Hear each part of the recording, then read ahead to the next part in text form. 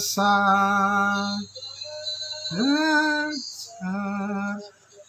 Dia agung, El Shaddai mulia, El Shaddai, El Shaddai, Allah Maha Kuasa. Berkat-Nya melimpah, puji Dia.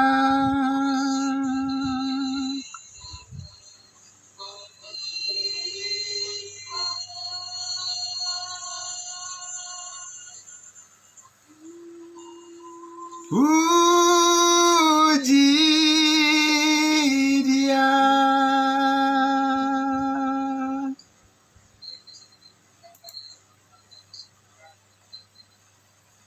Amin. Terima kasih Pak Pardosi. Terima kasih yang banyak. Ya, selamat malam semuanya. Puji Tuhan. Ya, shalom Bapak Ibu sekalian. Ada satu orang anak sekolah minggu yang ikut Zoom malam hari ini, namanya Selin Panjaitan. Puji Tuhan ya. Luar biasa. Terima kasih. Kita sangat bersyukur diberikan kesehatan ya Bapak Ibu semuanya ya. Puji Tuhan. Sangat luar biasa. Ya.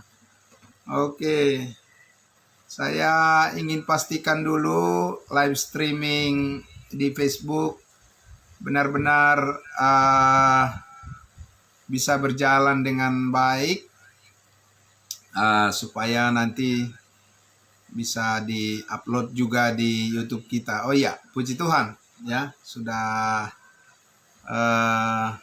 ada tanda bahwa saudara-saudara kita di Facebook di live streaming bisa juga mendengarkan dengan baik acara kita di malam hari ini, Kamis Ministry, untuk kita sama-sama berdoa dan menyanyi memuji Tuhan kita. Dan kita saatnya akan masuk pada pemaparan pemberitaan firman Tuhan. Baik, terima kasih sekali lagi semuanya. Salam sehat semuanya Bapak Ibu sekalian. Ya, terima kasih. Ya, amin. Puji Tuhan. Mari kita terlebih dahulu memohon pimpinan Roh Kudus untuk kita bersama-sama menundukkan hati kita. Mari kita berdoa. Terima kasih Bapa di surga. Kami sungguh sangat bersyukur ya Tuhan kami Yesus Kristus. Dalam satu hari penuh ya Tuhan, kami dalam penyertaan kasih Tuhan mengerjakan segala aktivitas yang Tuhan percayakan bagi kami sebagai apapun dan apapun yang kami lakukan.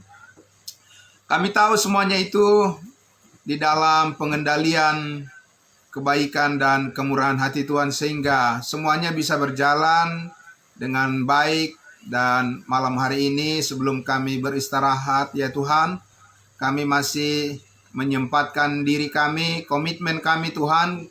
Kami konsisten dengan janji setia kami kepada Tuhan, karena Yesus Kristuslah yang telah terlebih dahulu menunjukkan dan mengaruniakan kesetiaan-Mu bagi kami semua anak-anak Tuhan.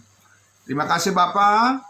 Semua apa yang kami kerjakan, kami percaya biarlah itu menjadi hormat kemuliaan bagi nama-Mu dan berguna, bermanfaat bagi keluarga kami masing-masing dan orang di sekitar kami semuanya.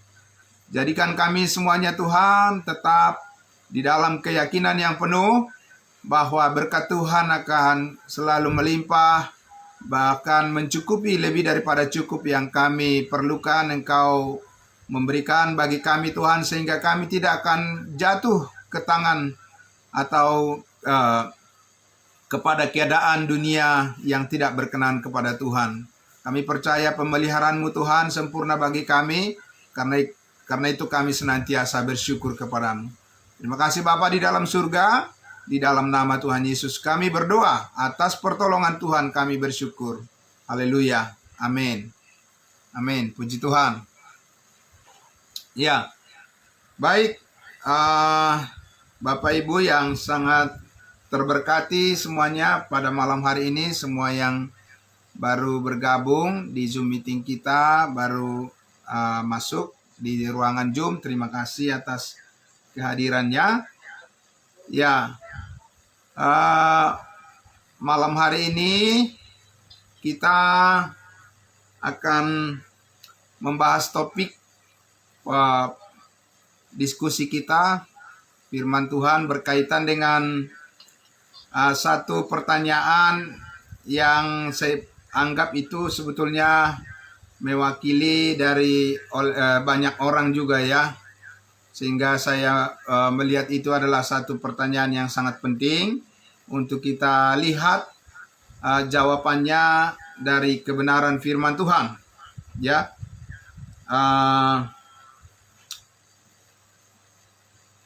mari kita lihat Bapak Ibu, kita buka Alkitab kita dari kitab Roma. Ya, kitab Roma pasal 2. Roma pasal 2. Ya. Roma pasal 2. Kita akan menemukan satu bagian ayat firman Tuhan di sini yang menjadi masalah bagi banyak orang karena salah memahami maksud daripada firman Tuhan ini, sehingga sering ini dianggap sebagai landasan atau dasar untuk memegang keyakinan atau kepercayaan bahwa ada usaha, perbuatan, dan kesungguhan yang dibutuhkan bagi seseorang untuk memperoleh hidup yang kekal. Ketekunan, ketaatan, tentu saja Bapak Ibu itu adalah satu tanda ciri dari orang yang beriman. Tetapi kita harus berhati-hati.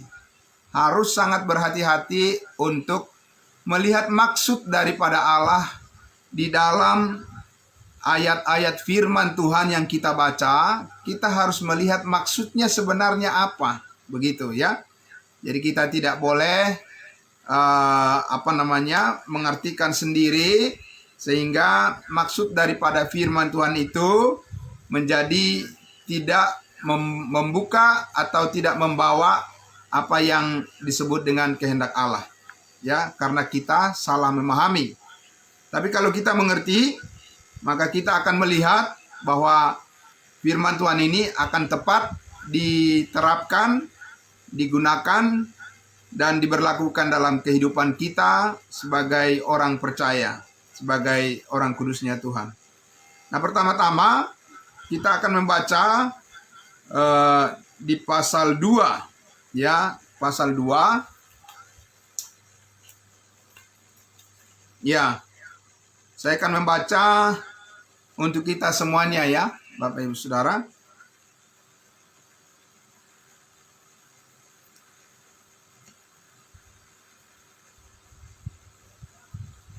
Dari ayat 1. Ya, judul perikopnya di atas itu dalam Alkitab terjemahan baru. Di situ disebutkan apa? Hukuman Allah atas semua orang. Nah, ini sudah ada satu statement di sini berkaitan dengan semua orang, ya, penghakiman Allah atas semua orang. Nah, saya baca dari ayat 1. Karena itu, hai manusia, siapapun juga engkau yang menghakimi orang lain, engkau sendiri tidak bebas dari salah, sebab dalam menghakimi orang lain, engkau menghakimi dirimu sendiri, karena engkau yang menghakimi orang lain melakukan hal-hal yang sama. Tetapi kita tahu bahwa hukuman Allah berlangsung secara jujur atas mereka yang berbuat demikian.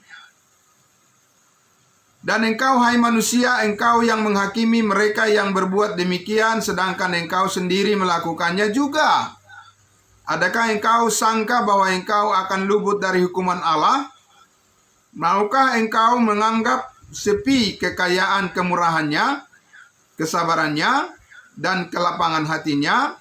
Tidakkah engkau tahu bahwa maksud kemurahan Allah ialah menuntun engkau kepada pertobatan? Tetapi oleh kekerasan hatimu yang tidak mau bertobat, engkau menimbun murka atas dirimu sendiri pada hari waktu mana murka dan hukuman Allah yang adil akan dinyatakan. Ia akan membalas setiap orang menurut perbuatannya, yaitu hidup kekal kepada mereka yang dengan tekun berbuat baik, mencari kemuliaan, kehormatan, dan ketidakbinasaan. Tetapi murka dan geram kepada mereka yang mencari kepentingan sendiri, yang tidak taat kepada kebenaran, melainkan taat kepada kelaliman. Penderitaan dan kesesakan akan menimpa setiap orang yang hidup berbuat jahat, pertama-tama orang Yahudi dan juga orang Yunani. Tetapi kemuliaan, kehormatan, dan damai sejahtera akan diperoleh semua orang yang berbuat baik.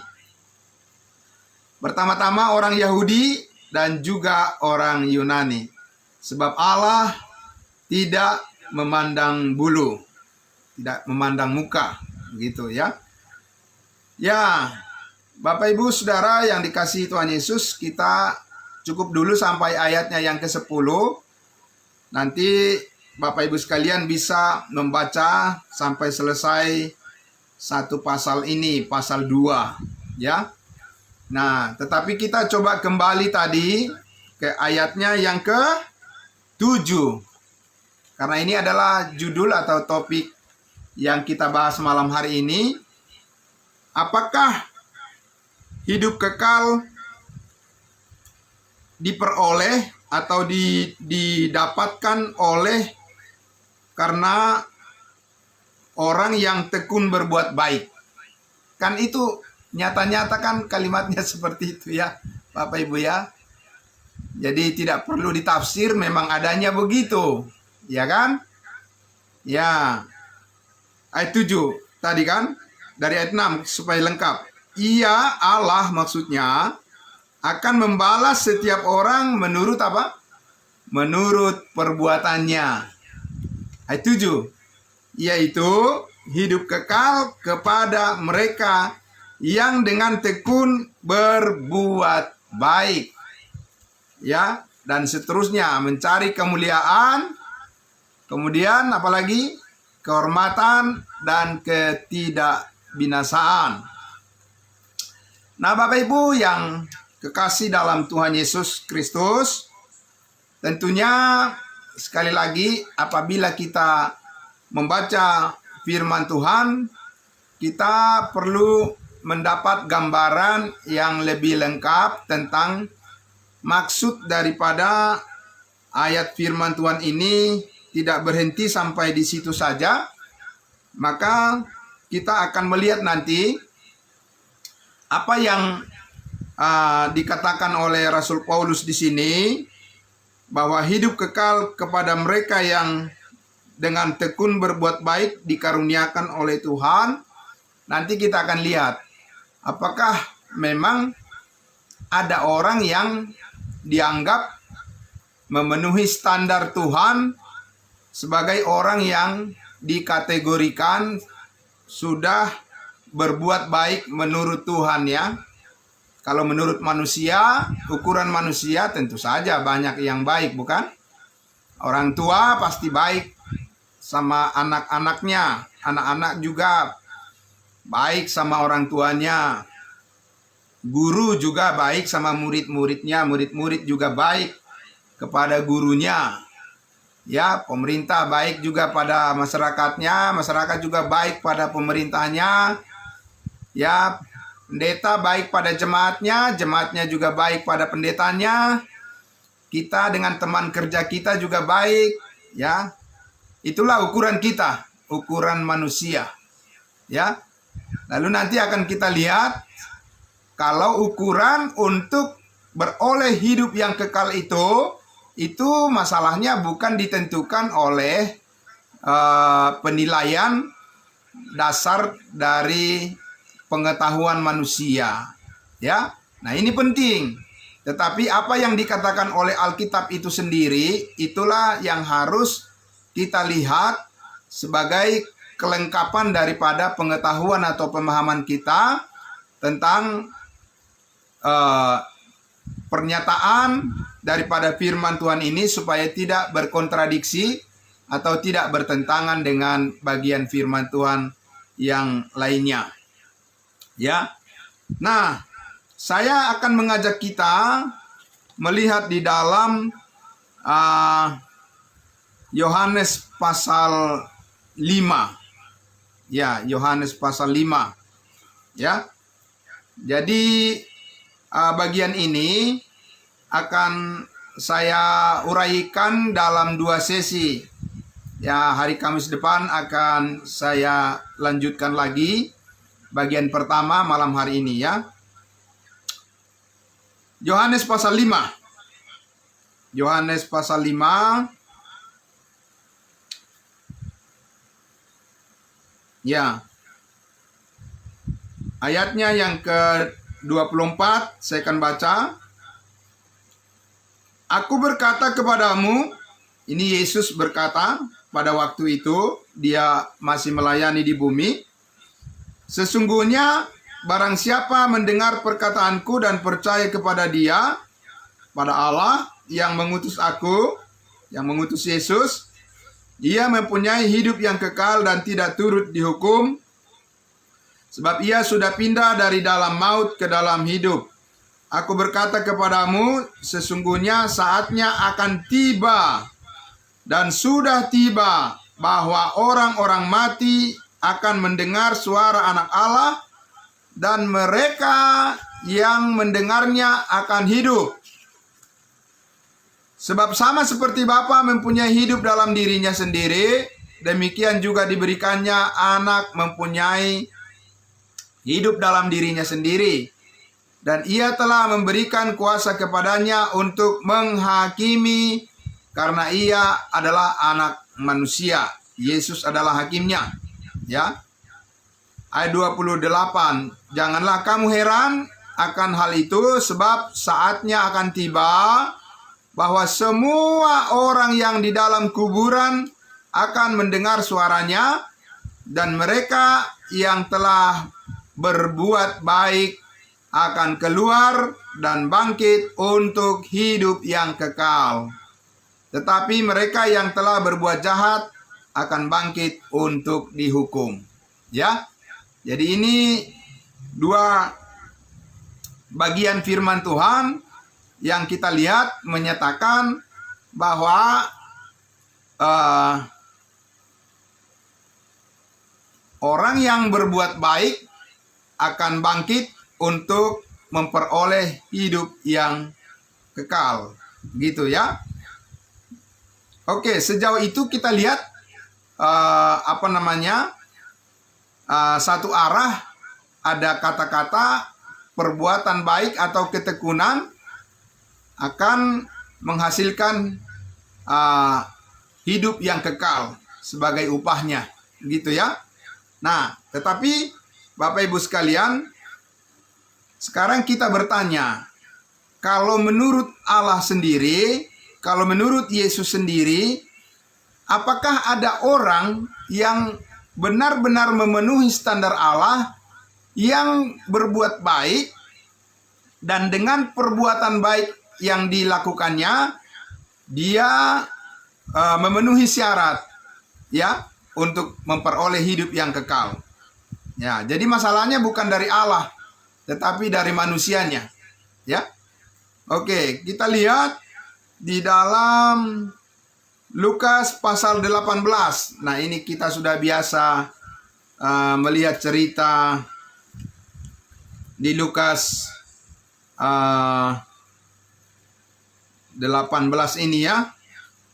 Lukas 18 yaitu dengan judul Orang Kaya Sukar Masuk Kerajaan Allah.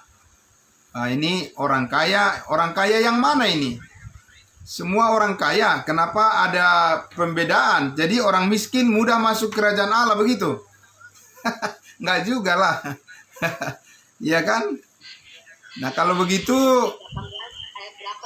oh dari ayat 18 Ibu. Lukas 18 mulai dari ayat 18 ya. Iya Bu, pelan-pelan aja kita lihat ya Ibu. Terima kasih. Oke. Judulnya di situ apa? Orang kaya sukar masuk kerajaan Allah. Orang kaya mana maksudnya? Orang kaya yang di dalam cerita ini. Ya. Jadi jangan kita generalisir. Oh iya, semua orang kaya akan susah masuk kerajaan Allah. Ya tidak juga. Ya, yang diceritakan yang di sini orang kaya di dalam cerita Lukas 18 ini. Bagaimana itu? Ya, seperti apa dia? Ayat 18. Kita lihat. Ada seorang pemimpin bertanya kepada Yesus katanya, Guru yang baik, apa yang harus aku perbuat untuk memperoleh hidup yang kekal? Nah, ini masih sama ya konteksnya ya, masih berbicara, masih mencari tahu bagaimana syaratnya, apa yang harus diperbuat supaya memperoleh hidup yang kekal. Nah, apa jawab Yesus? Ayat 19, jawab Yesus, mengapa kau katakan aku baik? Ya, karena di atas dia bilang guru yang baik. Nah, tapi Yesus menjawab, mengapa? Apa alasannya kau katakan aku baik? Katanya, ya, tak seorang pun yang baik selain daripada Allah saja. Tidak ada satu manusia pun, tidak seorang pun yang baik, yang dianggap baik. Kecuali siapa? Kecuali hanya Allah saja. Ya. Itu artinya kalau orang kaya ini menyebut Yesus baik, itu artinya apa? Berarti dia mengakui Yesus adalah Allah. Amin. Karena hanya Allah saja yang baik. Menurut ukuran Allah, menurut ukuran manusia, tadi kita sudah jelaskan banyak yang baik. Tapi menurut ukuran Tuhan, hanya satu yang baik, yaitu Allah. Jadi kalau Yesus itu diakui sebagai orang baik, berarti dia adalah Allah. Amin. Iya, memang benar, dia adalah Allah kita. Nah, Bapak Ibu Saudara yang dikasihi Tuhan Yesus, jadi kita lihat di situ, Yesus menegaskan tidak ada manusia yang dianggap baik, memenuhi kriteria, ya, untuk menerima hidup yang kekal berdasarkan kebaikannya. Tidak ada orang yang sudah cukup baik untuk memperoleh sebagai syarat untuk memperoleh hidup yang kekal yang berasal kebaikan itu dari diri daripada manusia itu sendiri, ya. Nah, sekarang kita lihat sinkron dengan apa yang dikatakan Paulus. Kembali kita ke kitab Roma pasal 3. Sesudah pasal 2, pasal berapa? Ya pasal 3 lah. Ya, tidak langsung pasal 4. Pasal 3 dulu. Nah, jadi di pasal 3 inilah dijelaskan oleh Paulus, ya, siapa yang berbuat baik. Apakah benar ada orang yang sudah dianggap memenuhi kriteria berbuat baik dalam konteks ukuran untuk memperoleh hidup yang kekal.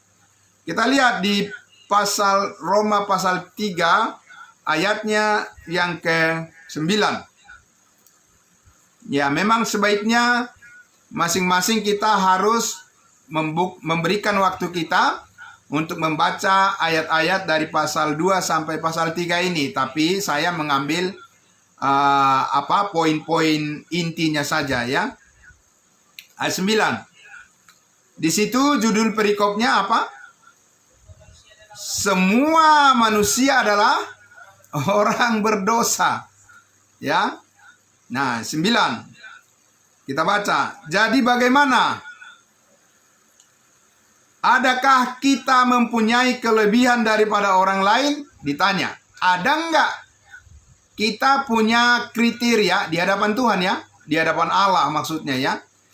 Apakah ada kita mempunyai kelebihan daripada orang lain karena kita merasa bahwa kita sudah berbuat baik?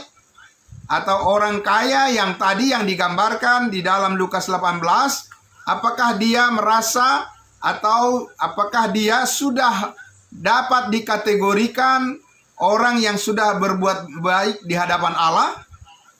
Paulus jawab di situ apa? Sama sekali tidak. Sebab di atas telah kita tuduh baik orang Yahudi. Orang Yahudi, kenapa orang Yahudi?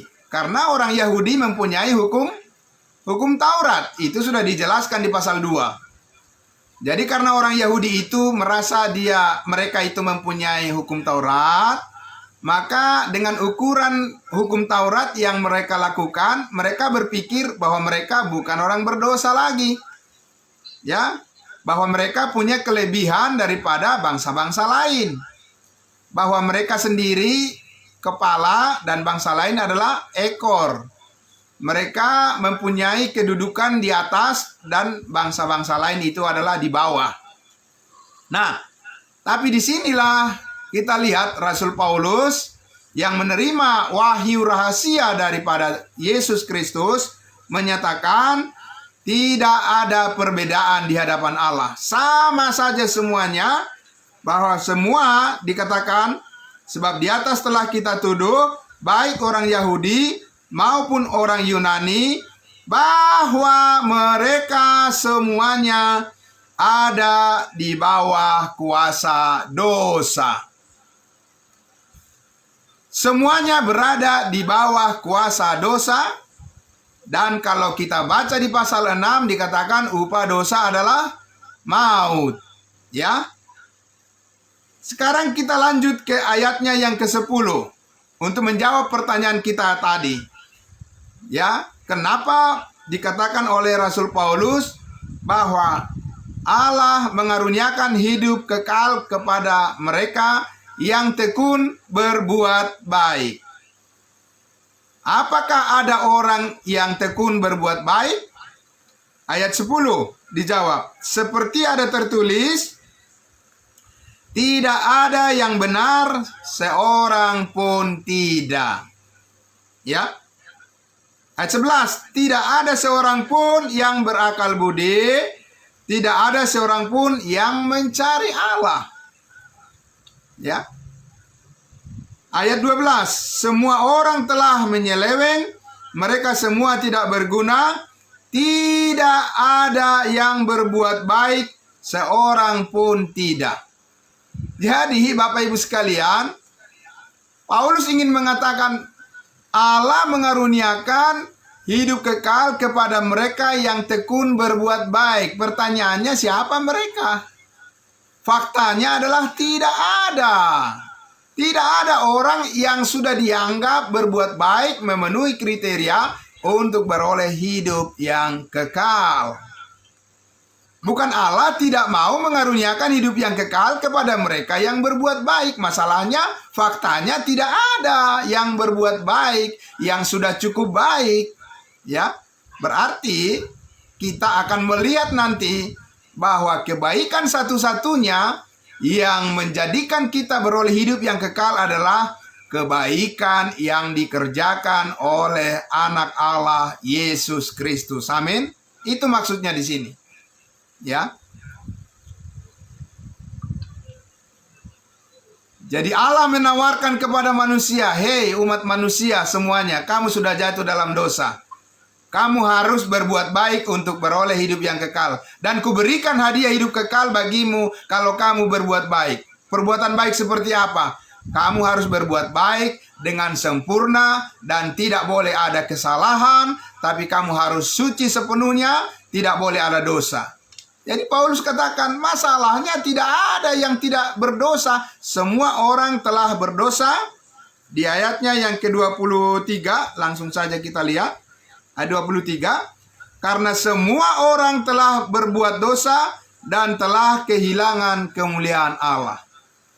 Jadi di sini Paulus ingin menyatakan penegasannya kepada semua orang Yahudi kah, orang Yunani kah, orang Barat kah, orang Asia kah, orang kulit putih kah, orang kulit hitam, kulit coklat, dan lain sebagainya. Paulus ingin mengatakan, jangan berpikir bahwa kamu bisa beroleh hidup yang kekal dengan perbuatan baik. Karena apa? Tidak ada orang yang berbuat baik menurut ukuran kriteria yang Allah tetapkan, yaitu perbuatan baik yang sempurna.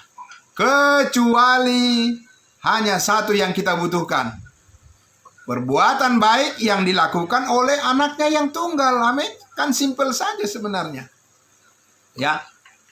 Jadi Tuhan ingin menyadarkan kepada semua orang, jangan bersandar pada pikiranmu sendiri, jangan bersandar kepada perbuatanmu sendiri, jangan bersandar pada usahamu, karena kasih karunia kamu diselamatkan melalui iman.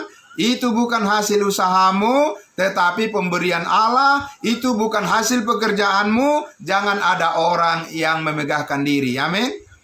Iya.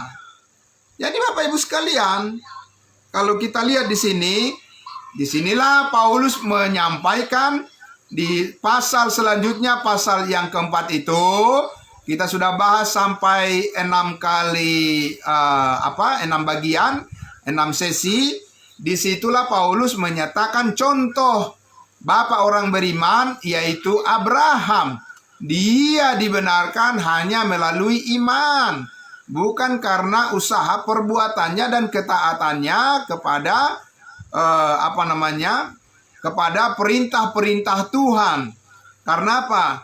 Karena ketaatan manusia kepada perintah-perintah Tuhan itu pasti selalu bercacat. Tapi kalau ketaatan daripada Yesus Kristus anaknya yang tunggal tidak bercacat celah, kudus dan sempurna, maka itulah yang kita perlukan satu-satunya supaya kita memperoleh hidup yang kekal. Amin. Itu maksudnya. Jadi ketika Paulus menyampaikan di pasal 2, hidup yang kekal kepada mereka yang tekun berbuat baik, tapi masalahnya adalah tidak ada yang memenuhi kriteria itu. Amin. Nah sekarang ini orang mengajarkan bahwa ayat itu tetap berlaku, bahwa siapa yang tekun berbuat baik akan beroleh hidup yang kekal. Tidak begitu Bapak Ibu maksudnya. Tidak sama sekali. Itu hanya merupakan suatu pemberitahuan, pengumuman, declare ya kepada semua manusia bahwa kriteria yang Allah tetapkan adalah kriteria yang sempurna, dan tidak ada manusia yang mencapai kesempurnaan itu kecuali hanya anaknya yang tunggal. Amin. Jadi satu-satunya yang dibutuhkan oleh dunia ini apa Bapak Ibu Saudara? Ya, apakah usaha mereka? Apakah ketekunan mereka? Apakah kesungguhan mereka? Tidak, karena semuanya itu bercacat. Tadi sudah dikatakan, di hadapan Allah tidak ada yang benar, seorang pun tidak. Ya, tidak ada yang berbuat baik, seorang pun tidak. Tidak ada yang punya kelebihan satu dengan yang lain. Semuanya telah berdosa. Ya, coba kita lihat misalnya di masih di kitab Roma. Roma pasal 5 ayatnya yang ke-12. Roma pasal 5 ayatnya yang ke-12 ya. Roma pasal 5 ayat 12. Saya baca lagi. Sebab itu, sama seperti dosa telah masuk ke dalam dunia, oleh berapa orang? Oleh satu orang. Jadi manusia itu berdosa bukan karena dia berbuat dosa, tapi karena oleh dosa satu orang, yaitu Adam. Dan oleh dosa itu juga maut. Demikianlah maut itu telah menjalar kepada berapa orang? Kepada semua orang. Karena semua orang telah berbuat dosa. Semua orang telah berdosa tepatnya. Ya. Dari kapan kita berdosa Bapak Ibu Saudara?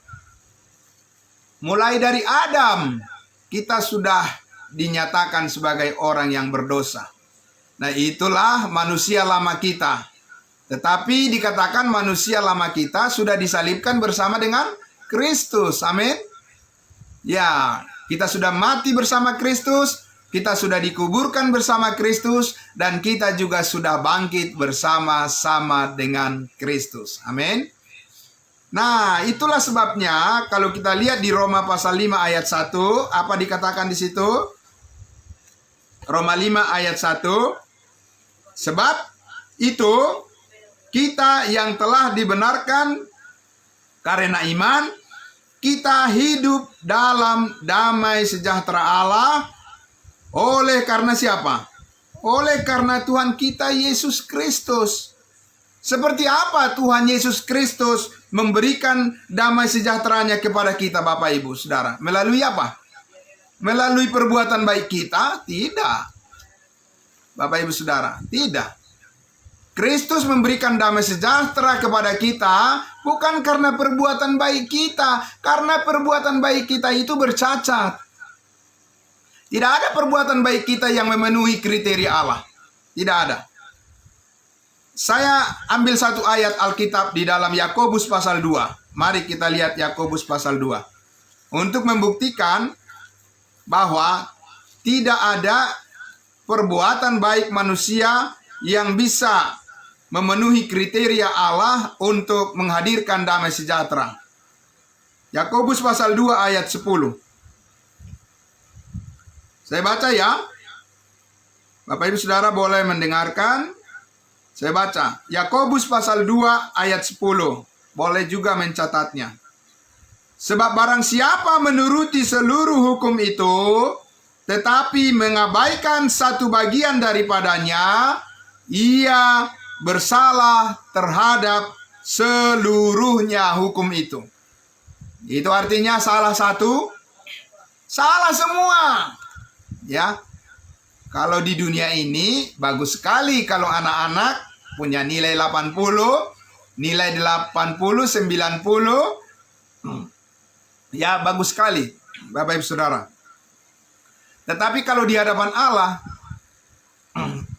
saudara berbuat baik 99%. 1%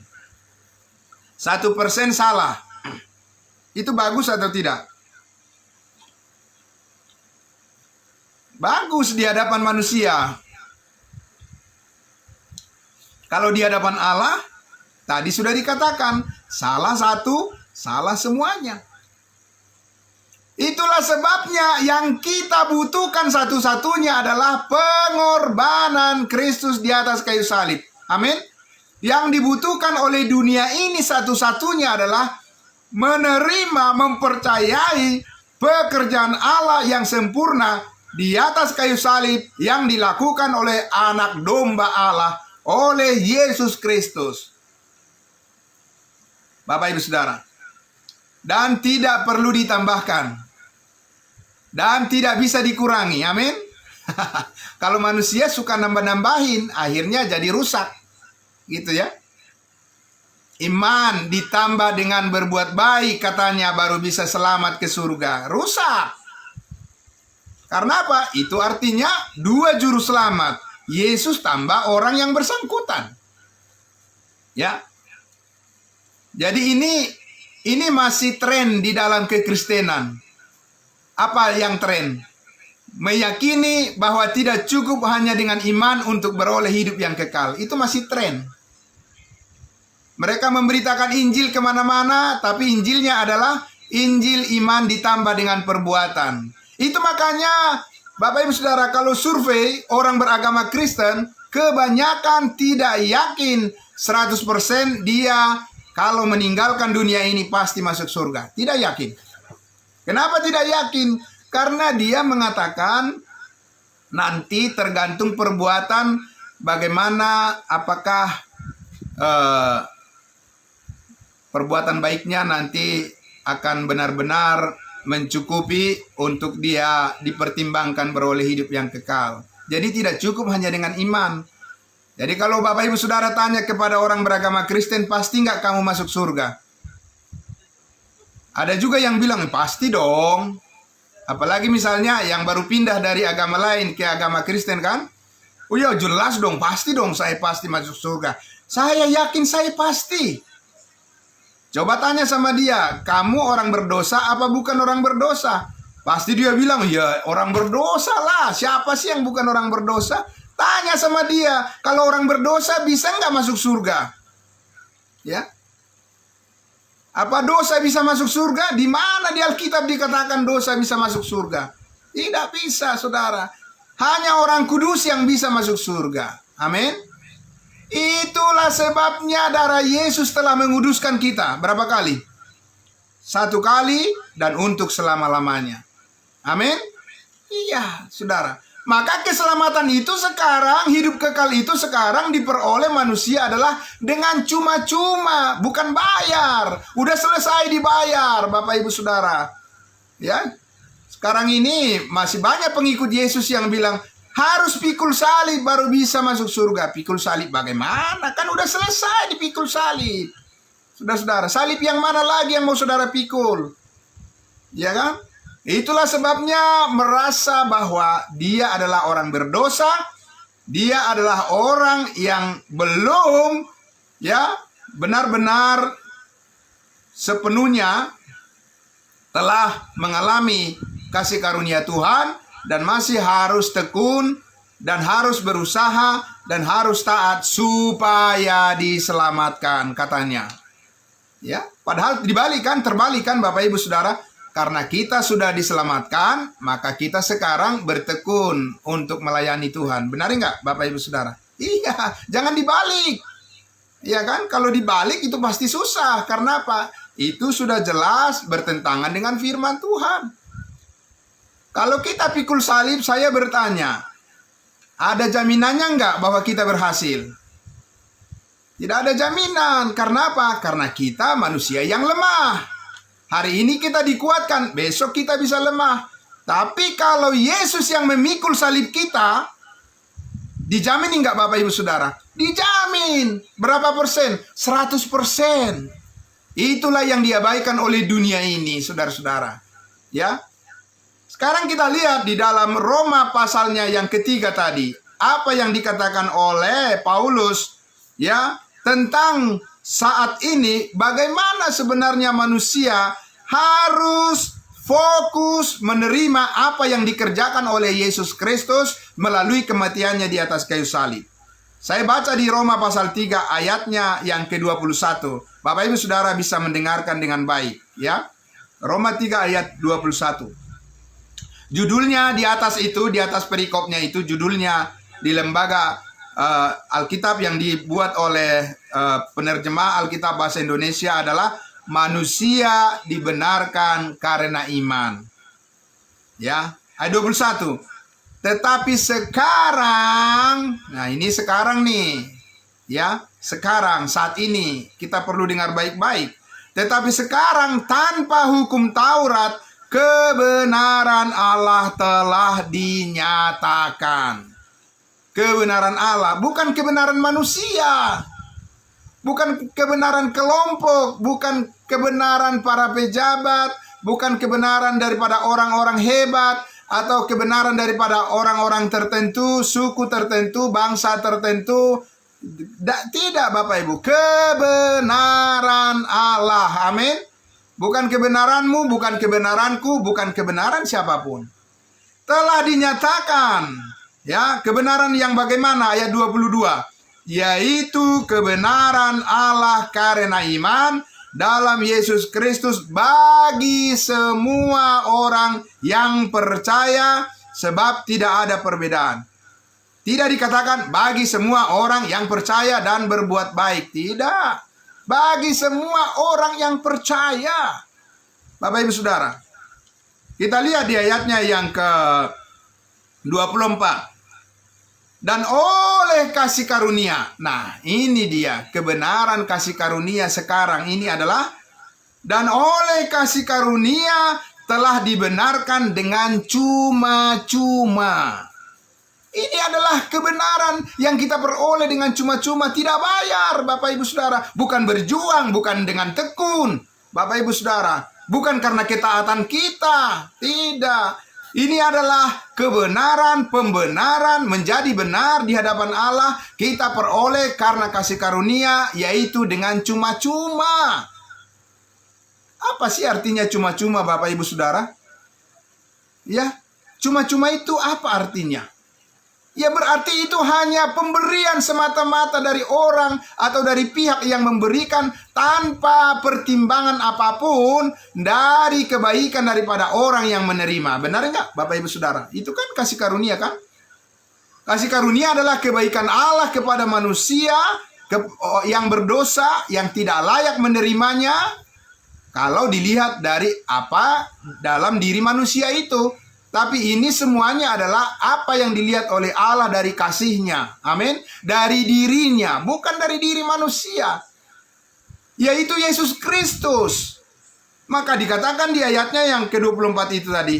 Dan oleh kasih karunia Allah, dan oleh kasih karunia telah dibenarkan dengan cuma-cuma karena apa? Karena penebusan dalam Kristus Yesus. Amin. Bapak Ibu Saudara, ini yang banyak saat ini diabaikan. Sehingga kebanyakan saat ini Bapak Ibu Saudara, umat Kristen sudah bangga dengan perbuatan-perbuatan baik, tapi tidak memberitakan tentang penebusan yang cuma-cuma, keselamatan diperoleh karena hasil karya kematian Yesus Kristus di atas kayu salib. Tidak banyak orang yang tertarik saat ini untuk berita yang satu ini. Tidak banyak. Ya, Bapak Ibu Saudara. Kebanyakan sekarang ini orang maunya dilihat bahwa dia sudah berbuat baik, sudah rajin ke gereja, sudah tekun membawakan firman, sudah melayani, sudah menyanyi dengan luar biasa. Bapak Ibu Saudara yang dikasihi Tuhan Yesus, tidak ada yang salah dengan itu semuanya. Tentu saja kita harus sungguh-sungguh melayani Tuhan, amin. Tapi kalau kita tidak mendasarkan motivasi kita ketika kita melayani di atas dasar bahwa semuanya adalah karena kasih karunia Allah yang cuma-cuma, maka Bapak Ibu Saudara kemungkinan ada salah motivasi di situ. Ya. Dan itulah yang menyebabkan kesaksian hidup kita sebagai orang Kristen tidak membawa jiwa bagi Kristus. Kenapa? Karena kita ingin menawarkan hasil perbuatan kita kepada orang lain. Bapak Ibu Saudara, sebagai jalan mereka mengenal Kristus. Bukan karena perbuatan kita orang lain mengenal Kristus, tapi karena kita memberitahukan tentang Injil kasih karunia Allah. Amin. Biarpun Bapak Ibu Saudara mengorbankan yang terbaik bagi orang lain, selagi saudara dan saya tidak menyaksikan pekerjaan Kristus di atas kayu salib itu, kematiannya dan darahnya yang tertumpah sebagai kasih karunia Allah saat ini yang menyelamatkan manusia, tidak ada keselamatan dari perbuatan baik. Tidak ada, Bapak Ibu Saudara. Ya. Karena itulah, saudara-saudaraku yang dikasihi Tuhan Yesus, kalau kita lihat apa yang dikatakan oleh Paulus di dalam Roma pasal 4 ayatnya yang keempat dan 5. Kita dengarkan baik-baik ini. Ya, ini sangat luar biasa. Sangat luar biasa. Ayat 4. Kalau ada orang yang bekerja, upahnya tidak diperhitungkan sebagai hadiah. Benar ya? Kalau ada orang yang berusaha, yang kerja keras, banting tulang, Ya kan? Upahnya tidak disebut sebagai apa? Sebagai hadiah, tetapi sebagai haknya. Ya jelaslah. Ya kan? Tidak ada seorang karyawan setiap bulan gajian dan itu adalah dianggap sebagai hadiah. Ya tidaklah, itu sebagai haknya. Karena itu hasil keringatnya, bukan? Nggak mungkin bosnya bilang, mari semuanya, setiap tanggal 30 atau tanggal 1, kalian akan menerima hadiah. Loh, kok hadiah? Bukan hadiah, bos. Itu gaji namanya, hak. Ya, betul sekali. Karena itu hasil perbuatan, itu hasil pekerjaan, itu hasil jeripaya. Nah, sekarang ayat 5. Ayat 5 kita dengarkan baik-baik. Tetapi kalau ada orang yang tidak bekerja, ulang sekali lagi. Tetapi kalau ada orang yang tidak bekerja, yang tidak berbuat, namun percaya kepada Dia, kepada Allah yang membenarkan orang durhaka, imannya diperhitungkan menjadi kebenaran. Jelas Bapak Ibu sekalian? Jelas? Jelas. Kenapa Bapak Ibu Saudara bukan perbuatan baik kita menjadi ukurannya? Karena itu bercacat. Kenapa perbuatan baik Kristus yang menjadi ukurannya? Karena perbuatan baik Kristus sempurna. Perbuatan Kristus yang mana? Perbuatan baik yang mana yang dimaksud? Yaitu perbuatan baik ketika Dia berkata di atas kayu salib, sudah selesai. Amin. Ketika darahnya dicurahkan, ditumpahkan. Bapak Ibu Saudara, itulah pekerjaan Allah yang sempurna menjadi jalan keselamatan, menjadi jalan beroleh hidup yang kekal secara cuma-cuma bagi semua umat manusia saat ini tanpa perbedaan. Jadi kalau saya tanya kepada Bapak Ibu Saudara, ya, kalau kita renungkan firman Tuhan ini. Jadi saat ini sebenarnya untuk beroleh hidup yang kekal atau untuk masuk surga itu susah apa mudah? Sulit atau gampang saat ini, Bapak Ibu Saudara, untuk beroleh hidup yang kekal, untuk masuk surga? Kalau tergantung konsep orang, ya kan? Kalau konsepnya adalah dengan berbuat baik, ya pasti susah lah. Sempitlah jalan menuju kepada kerajaan Allah.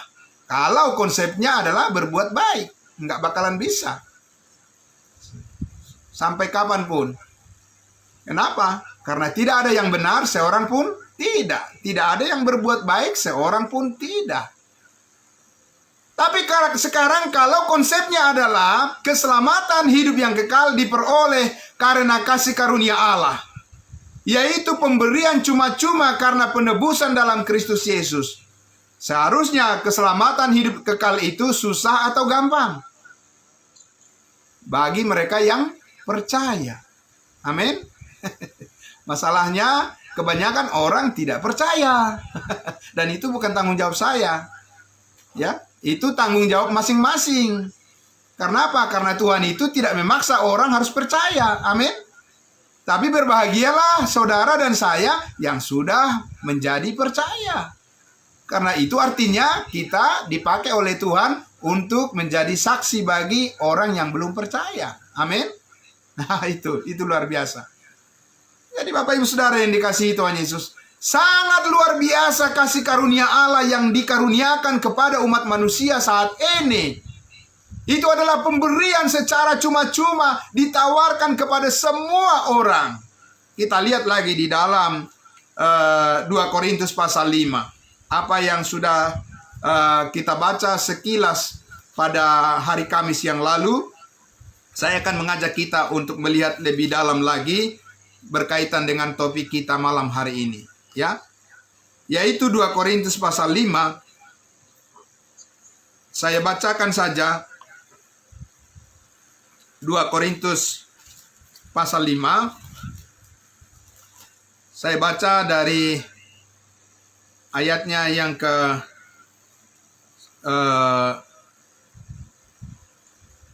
dari ayatnya yang ke-16. Ya, dari 15 saja. 15 ya. Demikian firman Tuhan. Dan Kristus telah mati untuk semua orang.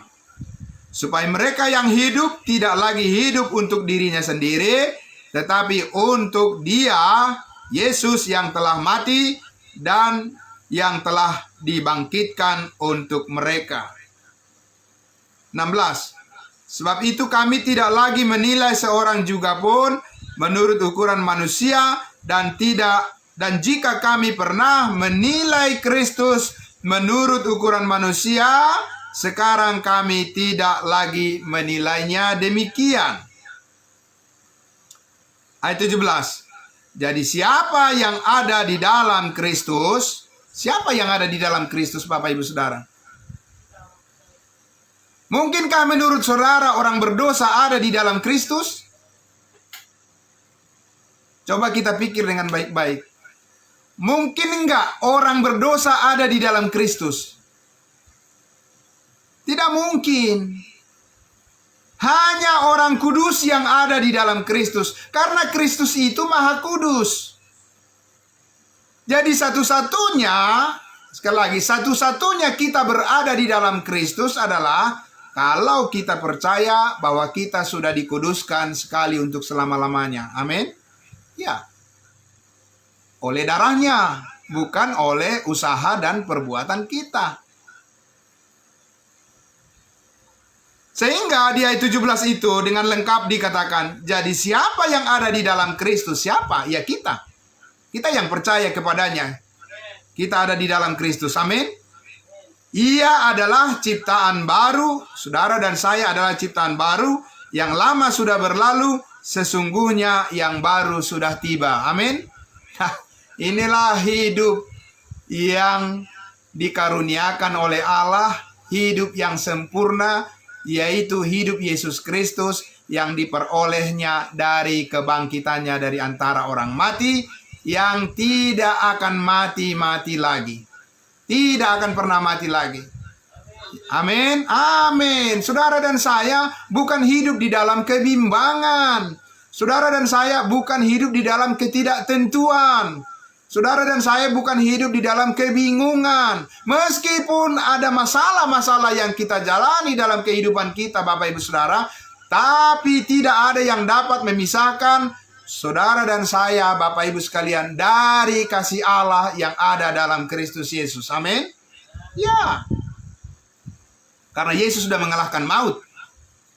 Dia sudah mengalahkan kuasa iblis, Bapak Ibu Saudara.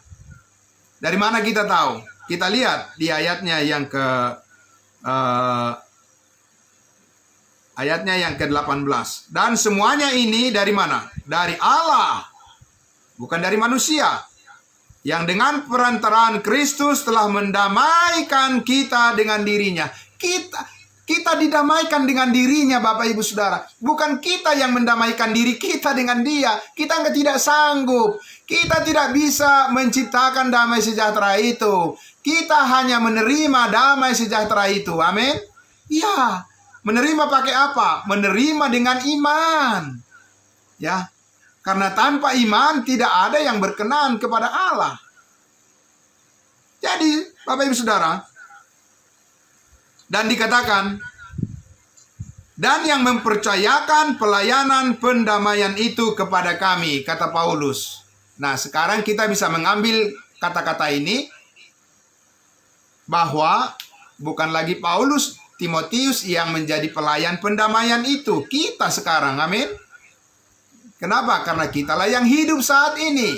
Kitalah yang membaca firman ini. Kitalah yang mempercayai firman ini sebagai kesaksian daripada Allah, kesaksian daripada Roh Kudus yang dinyatakan menjadi bagian kita malam hari ini dan seterusnya.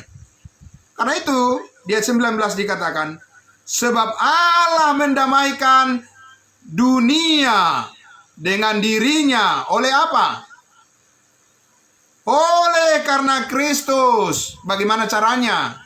Dengan tidak memperhitungkan pelanggaran mereka, pelanggaran semua orang, tidak diperhitungkan lagi. Wow, luar biasa Bapak Ibu Saudara. Ya, kalau ini dipercayai oleh bangsa-bangsa di dunia ini, ya tentu tidak ada perang, bukan? Ya kan? Rusia tidak akan menyerang Ukraina. Ukraina tidak akan berperang dengan Rusia dan seterusnya dan seterusnya. Ya. Karena apa? Karena di sini dikatakan Allah tidak memperhitungkan pelanggaran daripada manusia itu lagi. Dan tentu saja kita pun akan berpikir sama dengan apa yang Tuhan lakukan kepada kita. Kita pun tidak boleh memperhitungkan kesalahan orang lain lagi kepada kita. Amin. Iya. Karena sebagaimana Allah telah melakukannya buat kita, mengampuni kita, dikatakan di Efesus 4, hendaklah kamu ramah seorang terhadap yang lain, penuh kasih mesra, dan saling mengampuni, sebagaimana Allah di dalam Kristus telah mengampuni kamu. Amin.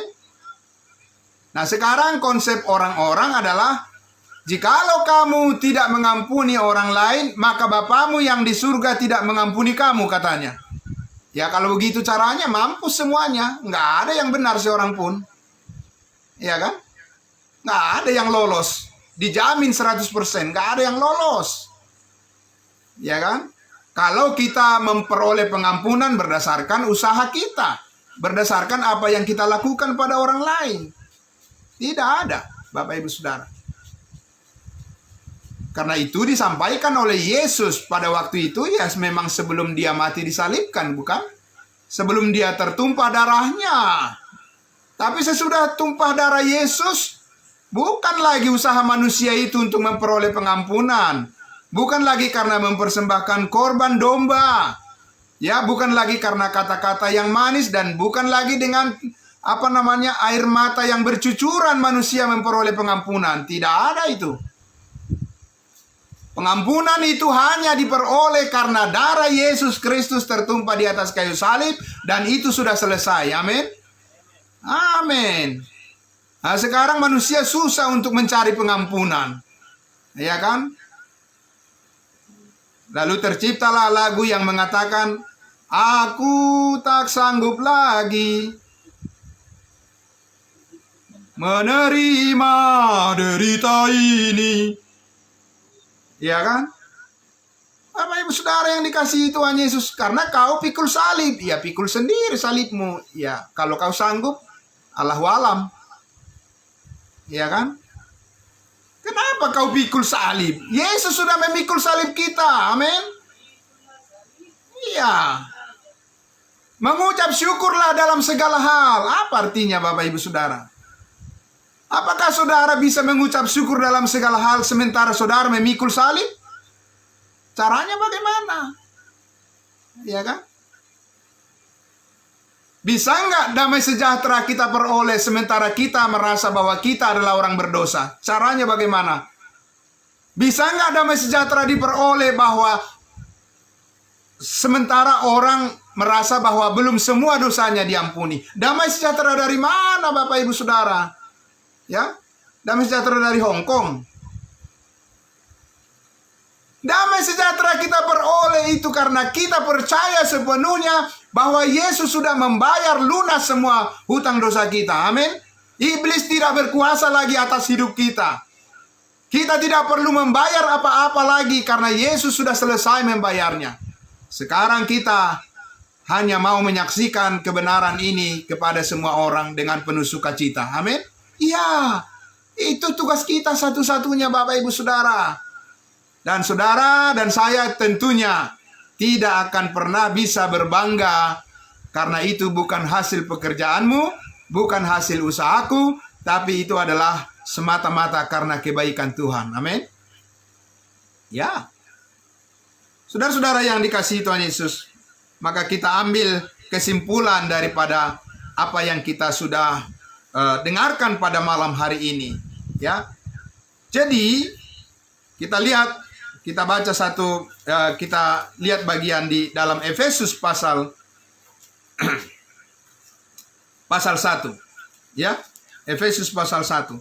Inilah dasar motivasi kita untuk terus Bapak Ibu Saudara melayani Tuhan di sepanjang kehidupan kita sampai Dia datang menjemput kita. Ini dasar motivasi kita, satu-satunya yang memampukan kita untuk tetap sanggup bersyukur kepadanya. Efesus pasal 1. Efesus pasal 1 ayatnya yang ke-7. Ya.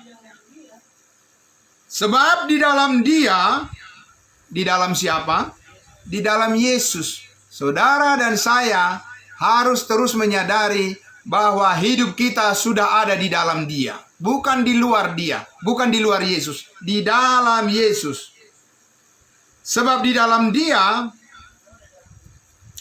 dan oleh darahnya kita beroleh penebusan, yaitu pengampunan segala dosa menurut apa? Menurut kekayaan kasih karunia-Nya. Jadi kita sekarang berada di dalam kekayaan kasih karunia Allah. Amin. Di dalam kekayaannya. Bukan di dalam kemiskinannya. Di dalam kekayaan daripada Kristus. Bapak Ibu Saudara. Yang dilimpahkannya kepada kita dalam segala apa? Segala hikmat dan pengertian. Saudaraku yang dikasihi Tuhan Yesus, berkali-kali Paulus mengingatkan terus kepada orang-orang Yahudi bahwa mereka sungguh-sungguh giat untuk Allah tetapi tanpa pengertian yang benar. Sekarang kita belajar dari sana, dari keadaan mereka, maka keadaan harus menjadi terbalik. Kita sungguh-sungguh giat untuk Allah karena dengan pengertian yang benar. Amin. Pengertian yang benar bagaimana? Ayatnya yang ke-13. 13 dan 14. Di dalam Dia kamu juga, karena kamu telah mendengar firman kebenaran. Amin. Saudara dan saya sudah mendengarkan firman kebenaran, yaitu Injil keselamatanmu. Amin. Di dalam Yesus kamu juga, ketika kamu percaya, dimeteraikan dengan Roh Kudus yang dijanjikannya itu. Amin. Bapak Ibu Saudara, ada Roh Kudus yang sudah termeterai di dalam kehidupan saudara dan saya. Amin. Haleluya. Amin. Dan itu meterai, namanya meterai, tidak datang dan pergi. Roh Kudus kita peroleh bukan karena kita undang Dia makanya datang. Tidak, karena dimeteraikan. Allah memeteraikannya dalam kehidupan saudara dan saya. Dan meterai itu adalah tanda milik Allah bahwa kita ini adalah miliknya selama-lamanya. Amin. Ya. Dan itu adalah kasih karunia Tuhan yang bukan karena kita bayar dengan apapun. Tidak, pemberian cuma-cuma. Roh Kudus itu ayat 14 dikatakan, dan Roh Kudus itu adalah apa? Jaminan, garansi.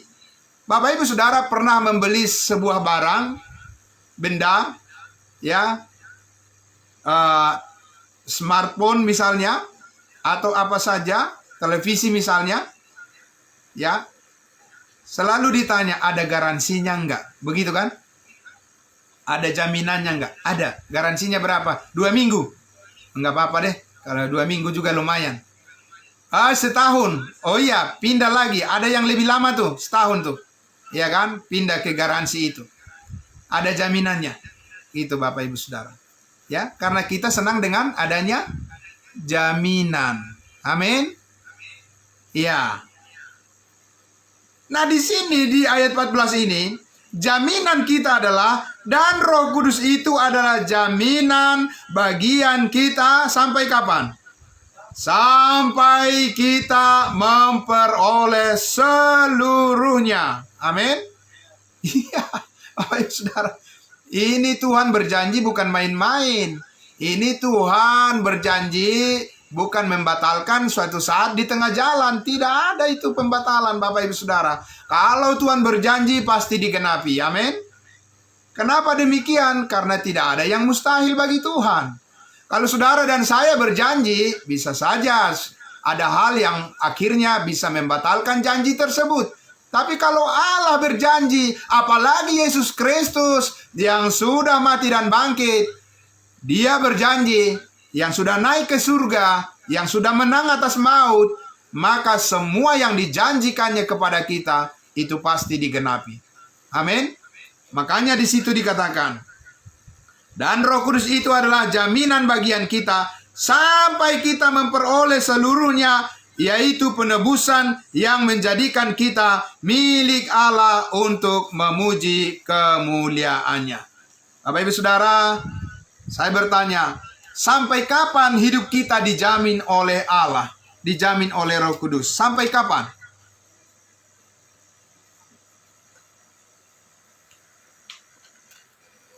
Sampai kita bertemu, sampai harapan kita diwujudkan, yaitu harapan puncaknya adalah bertemu langsung dengan Tuhan Yesus di awan-awan. Amin. Sampai di situ Roh Kudus menjamin dan akan memimpin hidup kita. Amin, Bapak Ibu Saudara. Iya. Jadi itulah berkat kasih karunia Allah yang kita peroleh saat ini, sehingga kita pun dapat bersukacita senantiasa, dimampukan mengucap syukur dalam segala hal, dan melayani Dia dengan penuh kerendahan hati, dan mengasihi semua orang dengan kasih Kristus yang sempurna. Bapak Ibu Saudara, mari kita semua semakin bersemangat saja.